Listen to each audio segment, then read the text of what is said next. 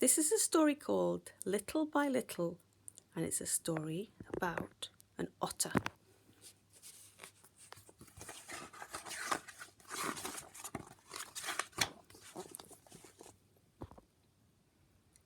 And the otter's called Scramble.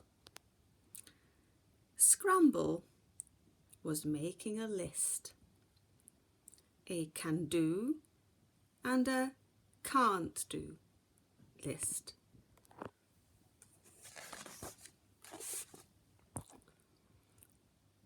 The can do side was much longer than the can't do side. On it was forward roly-poly, backward roly-poly, being kind to frogs, mudsliding, making very good sandcastles, slippery rock hopping. The can't do side was much shorter. It just said swimming. So Scramble thinks he can't swim.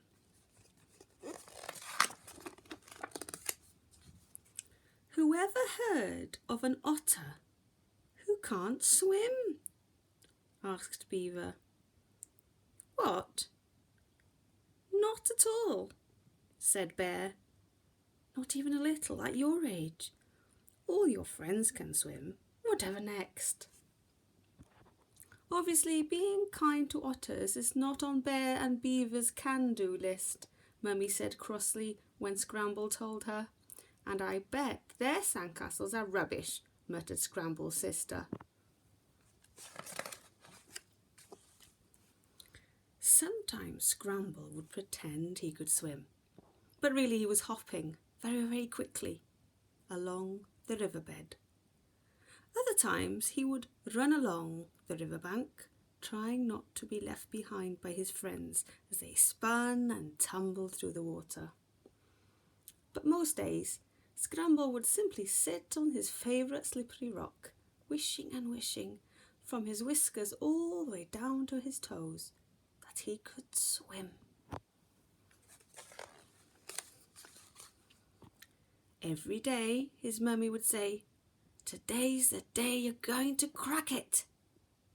And every day it wasn't.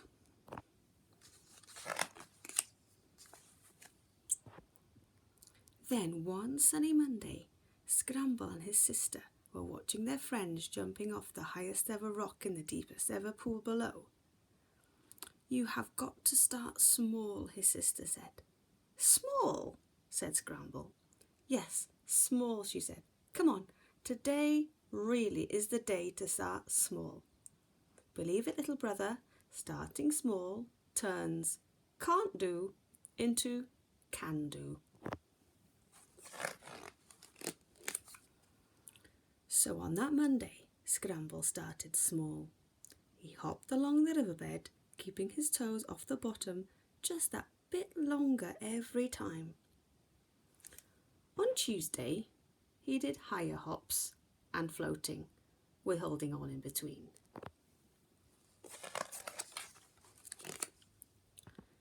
On Wednesday, Scramble did floating with no holding on. And on Thursday, he did a little kicking and then a lot of kicking to the halfway stone. On Friday, Scramble splashed and kicked and swam the whole width of the river from one bank to the other, all by himself. And very soon, over Saturday and Sunday really, that width became the length of the river from Scramble's rock to the deepest ever pool. Then the splashing and kicking turned into gliding, and the roly-polies on the riverbank became underwater tumbling.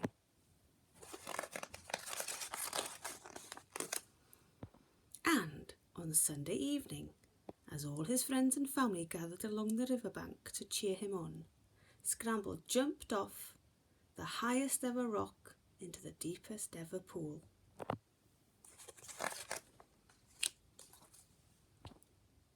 "I did it!" said Scramble to his sister. "I can really swim." "You really can," laughed his sister, hugging her very wet little brother. "You see, you started small and finished big."